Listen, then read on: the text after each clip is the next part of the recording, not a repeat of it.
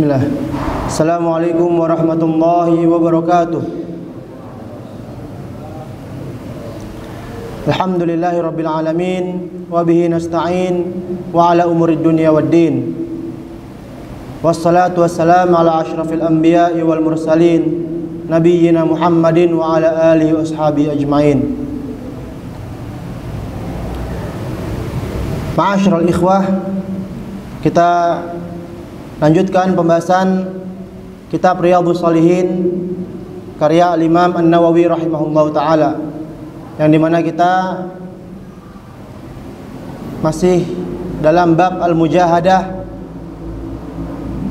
ya, bab tentang bersungguh-sungguh di dalam ketaatan dan menjauhi kemaksiatan. Dan kita saat ini masuk dalam hadis yang ke-10.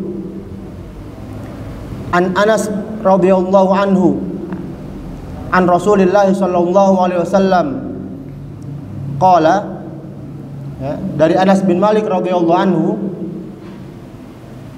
bahwasanya Nabi Muhammad sallallahu alaihi wasallam bersabda, yatba'ul mayyita thalathatun.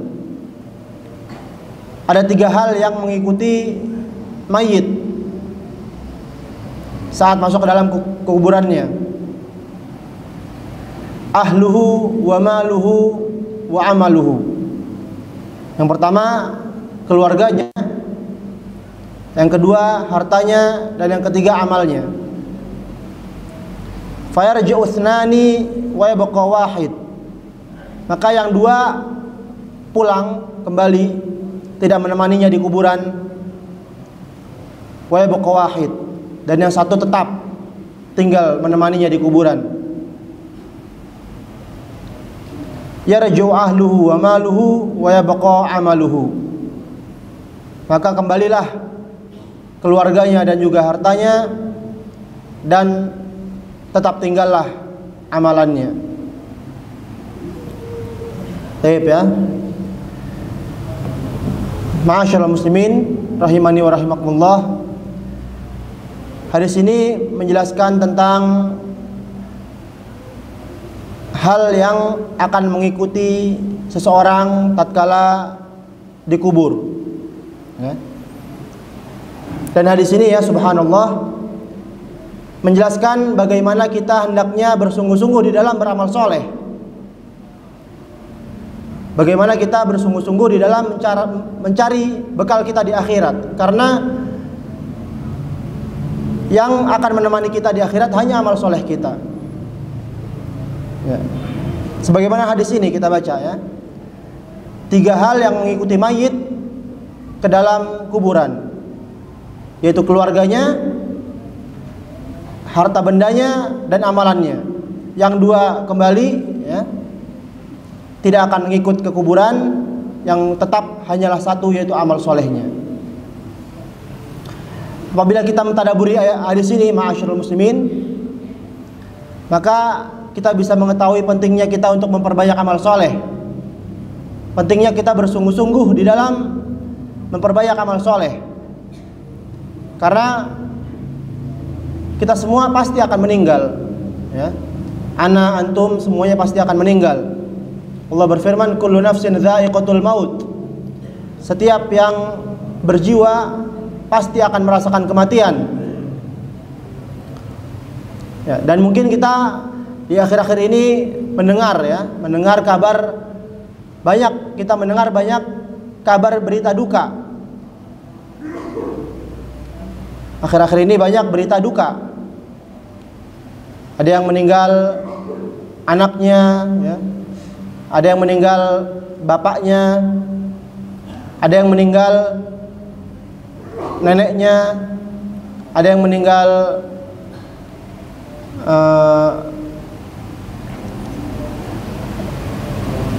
kalau istrinya belum ada, ya. Ada yang meninggal bermacam-macam. Intinya kalau diperhatikan banyak berita duka di akhir-akhir ini. Maka meskipun semuanya sudah menjadi ketetapan Allah, ya, sudah takdir, namun tidak ada salahnya apabila kita merenungi hadis ini dalam kejadian yang Allah tetapkan tersebut. Ya. Ketika mereka sudah meninggal, maka ikutlah bersama mereka 3 perkara, yaitu keluarga mereka. Ya, keluarga, tentu keluarga adalah orang-orang yang paling menyayangi si mayit. Ya. Mereka akan ikut ke kuburan menangisi keluarganya tersebut. Yang kedua adalah harta bendanya. Ya. Apabila seorang memiliki jabatan misalkan, maka akan datang koleganya ya, atau pegawai-pegawainya, anak buahnya akan hadir ke kuburan, namun tidak akan ikut bersamanya masuk ke dalam kuburan. Atau misalkan apabila ia punya mobil misalkan ya, mungkin hanya mengikuti hanya sampai ke kuburan, namun setelah itu dibawa pulang oleh keluarganya, tidak akan ikut masuk ke dalam kuburan. Dan yang ketiga adalah amalannya. Inilah wa amaluhu, kata Nabi SAW. Inilah yang akan tetap bersamanya di kuburan. Karena keluarga ya tidak akan mungkin mau mengikuti seseorang atau mengikuti keluarganya ke dalam kuburan ya. Seorang kakak tidak akan mau mengikuti adiknya misalkan yang meninggal ke dalam kuburan. Seorang anak tidak akan mungkin mau mengikuti kuburan, tidak akan mau mengikuti ayahnya ke dalam kuburan. Ya. Apalagi seorang suami. Ya. Seorang suami apabila istrinya meninggal, tidak lama kemudian maka langsung nikah lagi. Tidak akan mau mengikuti dirinya ke dalam kuburan. Bahkan seorang ibu ya, tidak akan mau masuk ke dalam kuburan bersama anaknya. Begitu juga harta benda. Harta benda tidak akan mungkin masuk ke dalam kuburan. Kalaupun dipaksa untuk masuk ke dalam kuburan ya, maka tidak akan memberi manfaat, tidak akan memberi manfaat bagi dirinya. Namun yang hanya tinggal dan bermanfaat bagi seorang hamba yaitu adalah amal solehnya. Inilah syahid dalam hadis ini pada bab al-mujahadah, yaitu bab bersungguh-sungguh dalam beramal soleh. Apabila kita sudah tahu bahwasanya yang bermanfaat bagi kita ya, itu hanyalah amal soleh kita. Adapun keluarga semuanya akan balik ya, tidak akan menemani kita di kuburan. Yang menemani kita hanyalah amal soleh kita. Maka hendaknya kita memperbanyak amal soleh ya. Karena sejatinya amal soleh kita, baik itu sedekah ya, sholat, sedekah atau puasa misalkan, itu semua akan kembali kepada diri kita. Itu semua akan kembali kepada diri kita.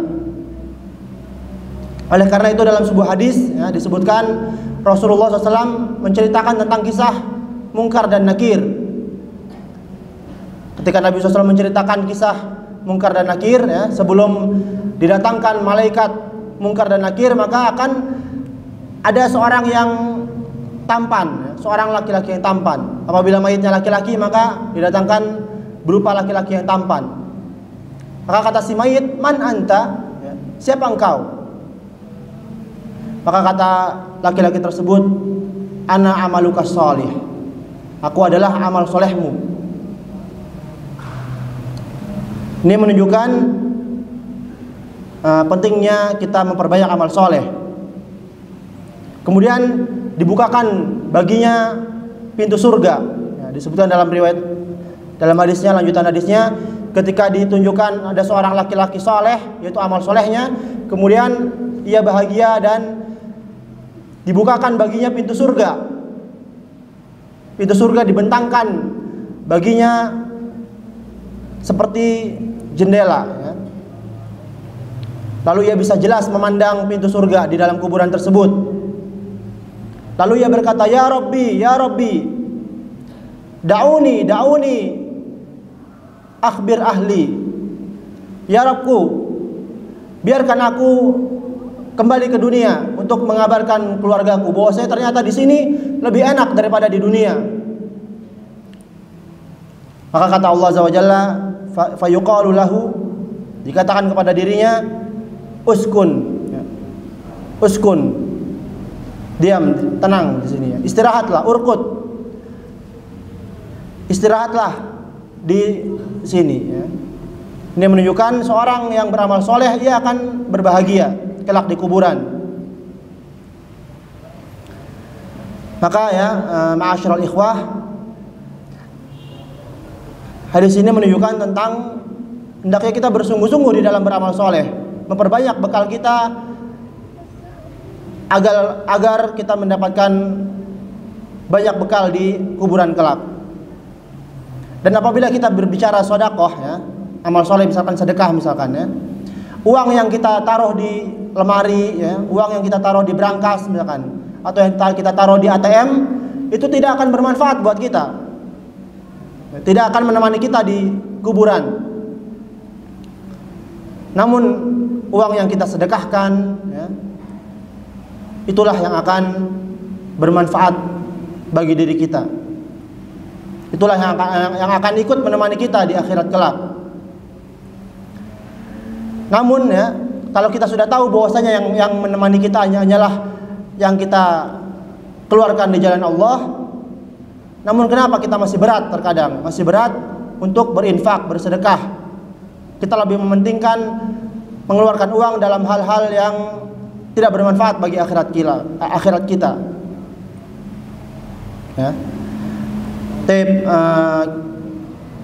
Faedah hadis ini ya, ada banyak sebenarnya, namun bisa diambil faedah dua, minimal ada dua faedah dalam hadis ini. Yang pertama, pentingnya kita memperbanyak amal soleh dan memperkuat keikhlasan kita. Ya, Gibran, siapa itu?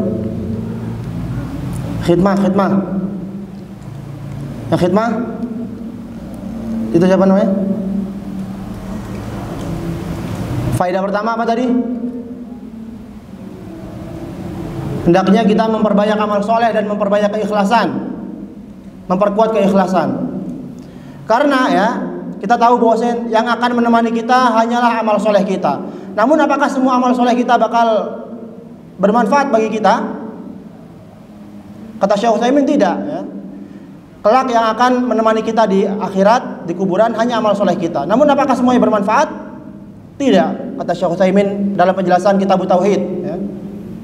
Yang bermanfaat hanya yang ikhlas. Maka disinilah perlunya kita memperbanyak amal soleh. Kita tidak tahu amal soleh yang mana yang bisa bermanfaat bagi kita. Kita tidak tahu apakah kita ikhlas atau tidak. Maka bersungguh-sungguhlah kita di dalam beramal soleh. Karena kita tidak tahu amal soleh kita yang mana yang diterima. Dan Allah hanya menerima amal soleh yang ikhlas, yang murni, hanya karena Allah Azza wa Jalla. Kemudian ya, faedah selanjutnya, jadi hendaknya kita memperbanyak amal soleh dan memperhatikan keikhlasan kita dalam beramal. Kemudian faedah yang selanjutnya, dari hadis Munkar dan Nakir tadi, kita bisa ambil faedah bahwa seorang bisa melihat tempat persinggahannya kelak di kuburan. Jadi di kuburan dia sudah bisa tahu kelak dia di surga atau di neraka. Apakah ia masuk surga atau masuk neraka. Ya. Oleh karena itu Utsman bin Affan tatkala melihat kuburan maka ia menangis sampai membasahi jenggotnya. Jenggotnya Utsman bin Affan lebat ya, nggak seperti jenggot Ana, lebih lebat lagi. Allah alam. Namun itu pun sampai terbasahi. Ya. Maka ketika ditanyakan kepada Utsman bin Affan, tadhkurul jannah wan nar fala tabki wa tabki min hadza, wahai Utsman, engkau disebutkan ayat-ayat tentang surga dan neraka, engkau tidak menangis. Namun engkau menangis karena lihat kuburan. Maka kata Utsman bin Affan, Inna Nabiyya sallallahu alaihi wasallam qala innal qabra awwalu manazil al-akhirah fa in naja minhu fama ba'dahu aisar wa in lam yanju minhu fama ba'dahu ashaddu min. Kata Utsman bin Affan, sesungguhnya alam kubur itu adalah tempat persinggahan pertama di akhirat. Barang siapa yang selamat di dalamnya maka apa-apa setelahnya akan lebih mudah baginya. Dan barang siapa yang tidak selamat di kuburan, ya, maka apa-apa setelahnya akan lebih berat baginya. Maka hendaknya seorang bersungguh-sungguh di dalam memperbanyak amal soleh, dalam mempersiapkan bekalnya untuk di fasilitasnya, ya, untuk di akhirat kelak, untuk di kuburan kelak, agar bisa menemani dia di alam kubur kelak. Mungkin ini saja yang bisa disampaikan. Wabillahi taufiq wal hidayah. Subhanakallahumma wa bihamdik, asyhadu an la ilaha illa anta, astaghfiruka wa atubu ilaik. Wassalamualaikum warahmatullahi wabarakatuh.